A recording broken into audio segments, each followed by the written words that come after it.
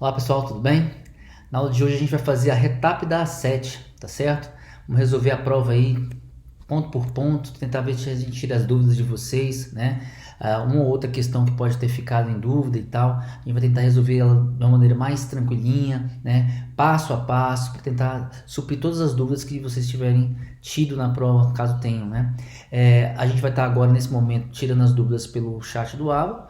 E se depois sobrar alguma outra dúvida, alguma questão, algum tipo de recurso que você queira fazer na prova, você coloca lá no fórum que a gente pode ir discutindo por lá também, tá bom? Então vamos lá começar a nossa retap da 7. Bom, então vamos lá começar a nossa revisão, nossa retap, né, da 7. A primeira questão de física era assim: o pêndulo de Foucault é uma esfera de massa de 28 kg suspensa na cúpula do Panteão em Paris. Considere um pêndulo suspenso por um fio de 67 metros. Sabendo que o período do pêndulo depende de seu comprimento e da aceleração gravitacional local, assinale a opção correspondente ao seu valor em segundos, dado o π é 3,14 e a gravidade era 10 metros por segundo ao quadrado.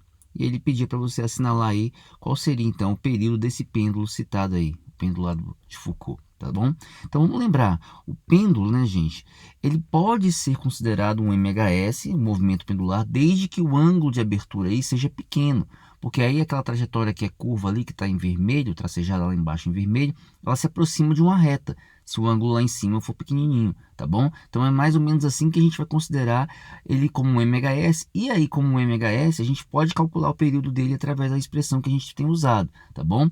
Então a ideia aqui era que você entendesse que o período do pêndulo é o tempo que ele gasta para ir e para voltar, né, para a mesma posição inicial. Esse tempo total seria o período. E esse período de um pêndulo simples depende basicamente do comprimento do fio e da gravidade, né? A expressão é essa aqui, ó. O período é igual a 2π raiz quadrada de L sobre G, onde L é o comprimento do fio, G é a gravidade, tá bom? Nesse caso, o nosso L era de 67 metros, tá? E a gravidade de 10 metros por segundo ao quadrado. Então, quando a gente substituir aí, ficaria assim. Ou seja, 2 vezes o π, que é 3,14, vezes a raiz quadrada de 6,7, que é 67 por 10, tá bom?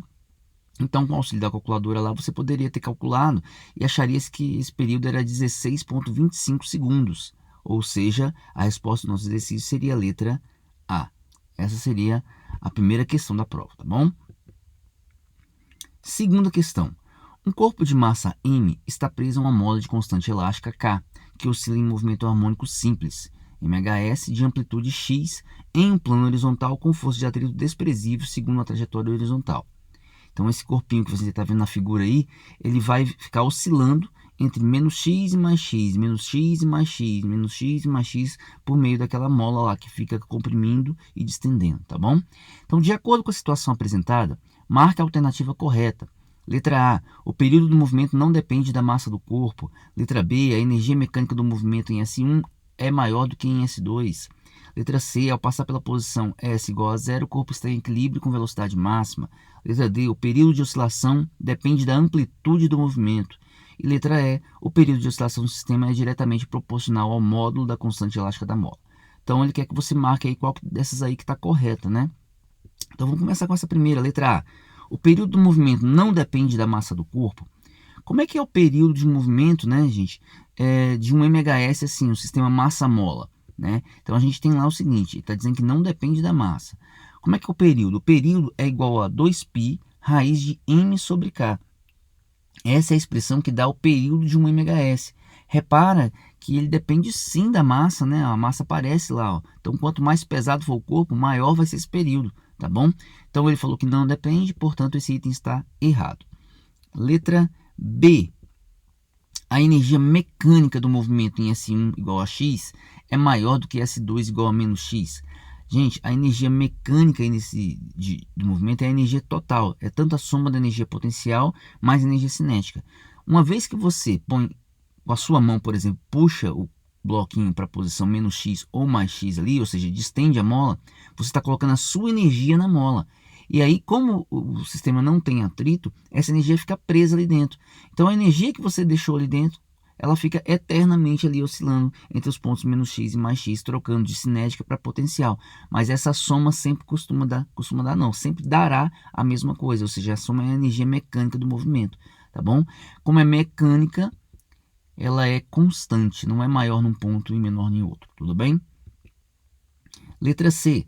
Ao passar pela posição S igual a zero, o corpo está em equilíbrio e com velocidade máxima. Onde é que está a posição lá S0, né? Aquela posição central. Repara que nessa posição, que é o zero, é a origem do nosso movimento, a mola não está nem distendida nem comprimida, portanto ela não exerce força sobre o bloco.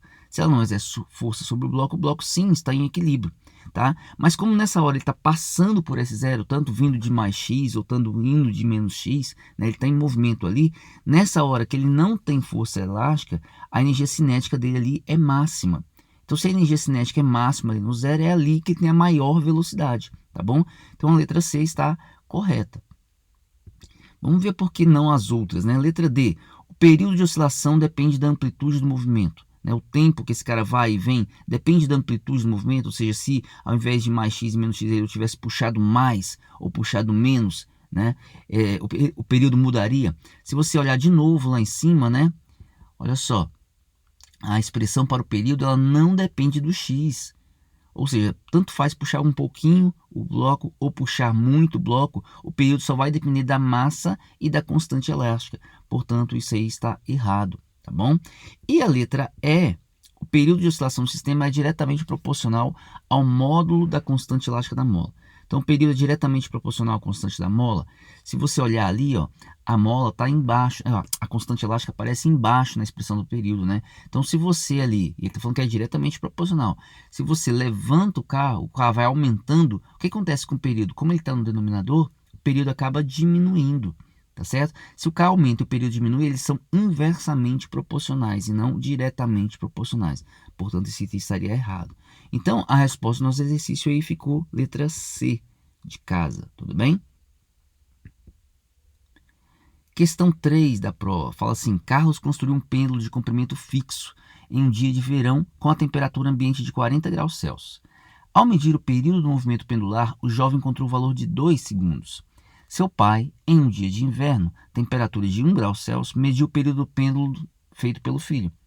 Sabendo que a aceleração gravitacional se mantém constante nesse período, assinale a opção correta. Letra A. O período do movimento encontrado pelo pai é maior do que o período encontrado pelo filho?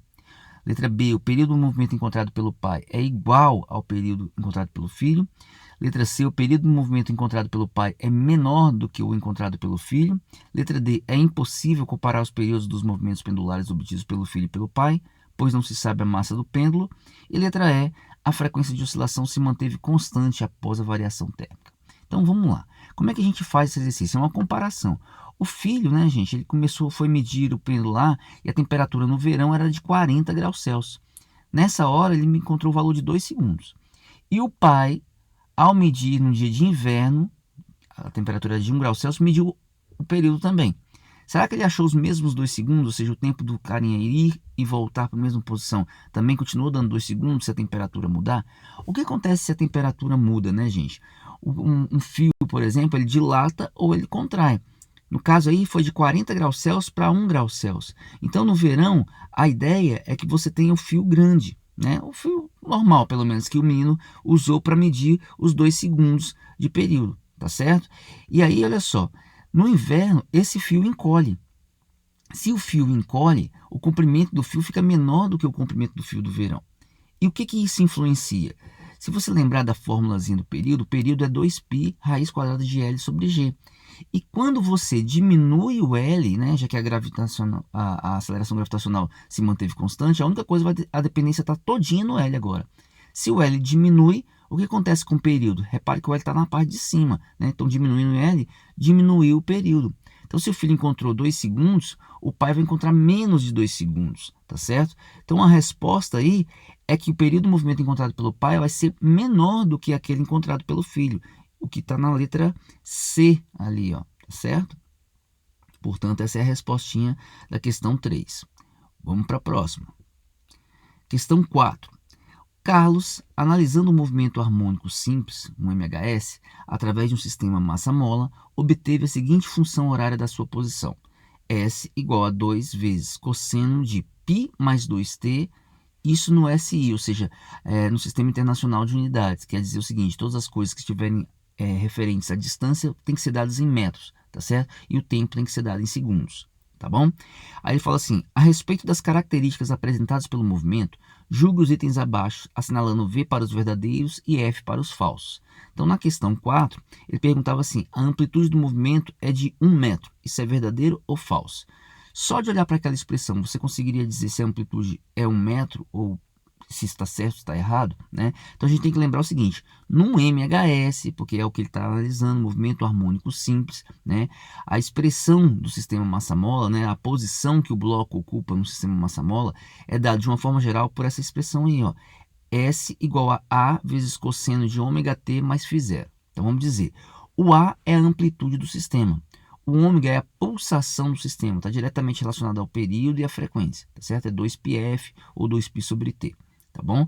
E o φ0 é o ângulo inicial, né? Ou seja, a abertura inicial que você tenha dado ali para ele, quando começou a medir a posição na qual você largou o bloquinho, se foi lá na frente, se foi mais ou menos no meio, se foi mais atrás, tá bom? Esse seria o nosso φ0.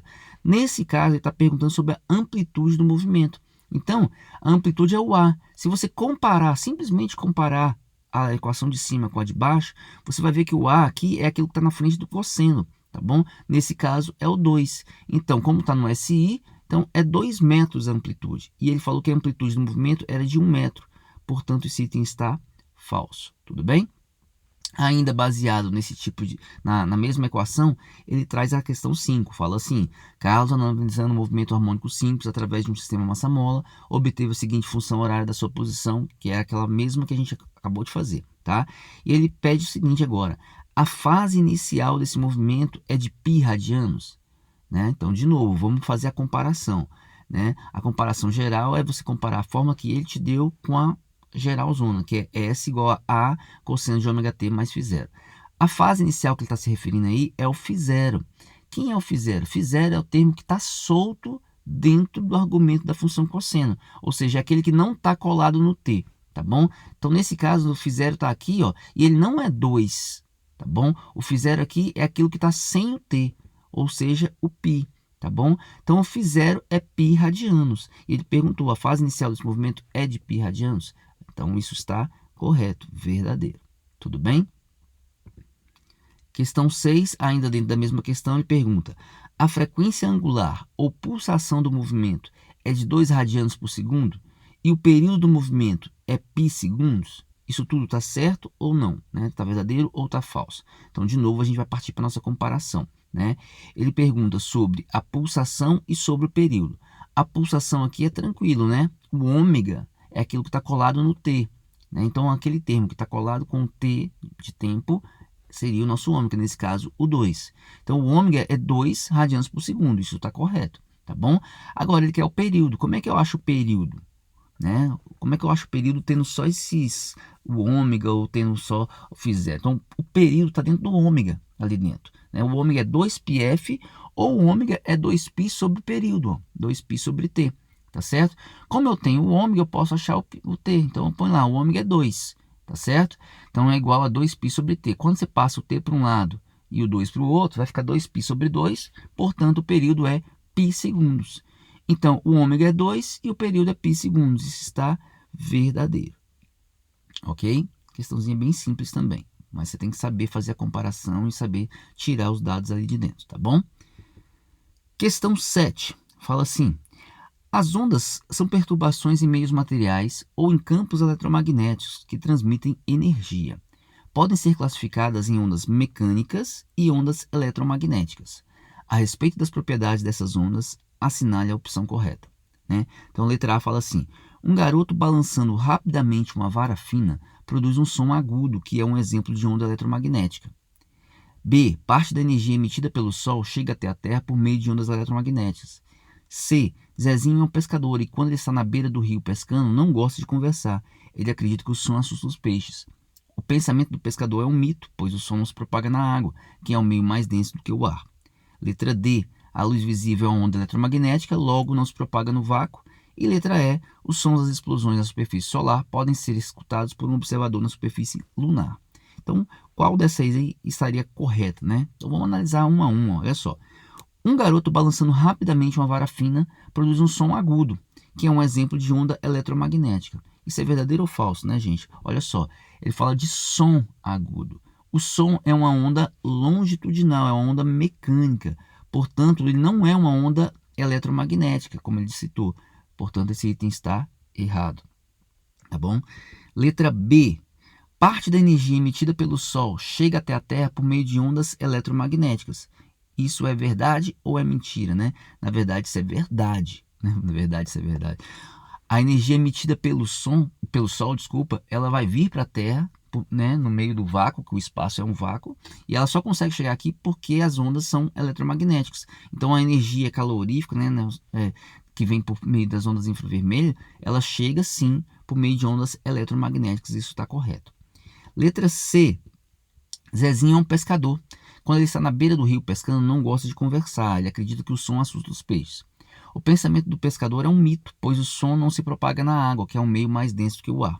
Repara que ele fala que o som não se propaga na água. O som é uma onda mecânica. Ele se propaga na água, ele se propaga no tijolo, ele se propaga em qualquer tipo de meio sólido, de meio fluido, né, como gases e líquidos. Então, ele sim pode se propagar na água, sim. Então, isso não é um mito, isso é uma verdade. Então, ele está correto, esse item está errado, tá bom? Letra D. A luz visível é uma onda eletromagnética, logo não se propaga no vácuo. Então, repara, a luz visível é sim uma onda eletromagnética, tá bom? Mas ela se propaga no vácuo. Toda onda eletromagnética pode se propagar no vácuo. Micro-ondas, ondas de rádio, tá bom? Letra E. Os sons das explosões na superfície solar podem ser escutados por um observador na superfície lunar. Para ele escutar lá na superfície lunar, esse som deveria chegar até lá. Como entre o Sol e a Lua não há nada, é vácuo, e o som não se propaga no vácuo, esse som jamais chegaria na Lua, tá certo? Portanto, eles não podem ser escutados na superfície lunar. Então, a resposta do nosso exercício aí seria a letra B de bola. Tudo bem? Questão 8. Diz assim: o movimento harmônico simples, o MHS, pode ser analisado como sendo uma projeção de um MCU, né, de um movimento circular uniforme. Né? Ali, por exemplo, a bolinha verde seria a bolinha de verdade, como se fosse uma bolinha de isopor que está girando em trajetória circular, e a sombra dela ali naquela linha horizontal, que é aquela bolinha laranja, vai ficar indo para trás e para frente, dependendo de onde a bolinha verde esteja, tá certo? Então ele fala assim: considere que a esfera verde, MCU, executa 5 voltas em 20 segundos. Assinale a opção correspondente ao período do movimento descrito pela esfera alaranjada. Tá bom? Então, se a esferinha verde vai dando 5 voltas em 20 segundos, o que acontece com a esferinha laranja? Se você reparar direitinho, à medida que a verde vai indo ali no sentido anti-horário, se movendo, e você vai fazendo a alaranjada ser a sombrinha dela, você vai ver que a alaranjada vai ficar indo para trás e para frente, para trás e para frente. Um movimento de pulsação, um MHS na horizontal, tá certo? Enquanto a verdinha vai fazendo um MCU, um movimento de giro completo. E os períodos, o tempo da amarelinha, né, da laranjinha, ir para trás e voltar para a mesma posição é o mesmo que a verdinha gasta para dar uma volta completa, ou seja, os períodos são iguais. Tá bom? Então, nesse caso aqui, ó, ele falou que ela executa 5 voltas em 20 segundos. O que é isso? 5 voltas em 20 segundos. O que você tem aí é a frequência do movimento. Ó. Frequência é o número de voltas, ou o número de repetições, dividido pelo tempo para essas repetições. Nesse caso, foram 5 voltas em 20 segundos. Ou a frequência é 1/4 de Hertz. 0,25 se você preferir. Tá bom? Eu vou deixar assim 1/4 mesmo para ficar mais simples para a gente. E aí ele quer, não a frequência, mas ele quer o período. Né? Qual é o período nesse caso? O período é o inverso da frequência. Se o período é o inverso da frequência, a frequência deu 1/4, o período vai dar 4/1, tá certo? Ou seja, 4 segundos. E a resposta do nosso exercício seria a letra B de bola, tá bom? Exercício bem tranquilinho também. Questão 9 da prova, diz assim: a figura abaixo representa um movimento periódico, né? Como se fosse uma ondinha ali, que ela está te dando a posição da onda, né? A posição da onda não, X ali para a onda, a altura daquela crista aí, daquele vale, tá certo? À medida que o tempo passa. Então, assinale a opção que representa corretamente a frequência em Hertz e a amplitude desse movimento, tá bom? Então a amplitude aí é mais simples da gente pegar, né? A amplitude, gente, é a distância do centro até uma crista ou do centro até um vale, tá certo? Essa é a amplitude da onda. Nesse caso, você pode olhar aí à sua esquerda que essa amplitude foi dada. Ela vale 4 metros, ok? Então não tem problema, a amplitude é 4 metros. Agora, para achar a frequência, né, a gente pode fazer da seguinte maneira. O que vai acontecer?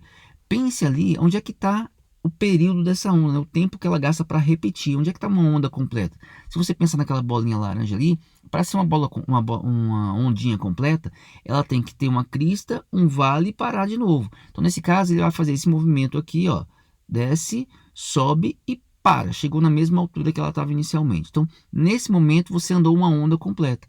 Quanto tempo durou isso, né? Repara que o eixo X aí é o eixo dos tempos, né? Para chegar até aquela posiçãozinha, seja de uma onda completa, que é o tempo de uma onda completa, que seria o período do movimento, repara que ele andou 0,2 até a metade. Então, para andar a outra metade, seria mais 0,2. Então, 0,2 mais 0,2, o nosso período seria 0,4 segundos. Esse é o período do movimento. Mas ele não quer o período, ele quer a frequência do movimento. A frequência é o inverso do período, 1 sobre t.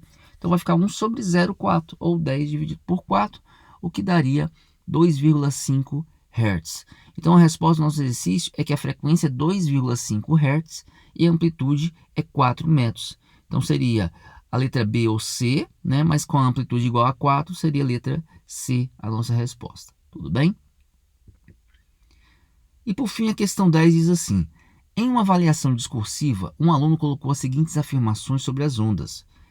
Dessas afirmações, assinale a única correta.